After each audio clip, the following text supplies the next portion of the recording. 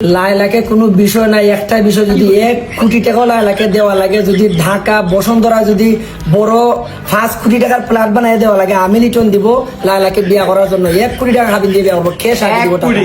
1 কোটি 1-2 টাকা নাই, 1 কোটি টাকা দিব লায়লাকে যদি লায়লা আমার কাছে বিয়া বসে। ওনার তো বাড়ি শুনছে কি বসুন্ধরা না কোন জায়গায়, গুলশানে বাড়ি, এর চাইতে 10টা বাড়ি বানাই দেবো যদি লায়লা আমার কাছে বিয়া বইতে একবার রাজি হয়। আপনারা ওনার কাছে পৌঁছাই দিয়েন। A few moments later.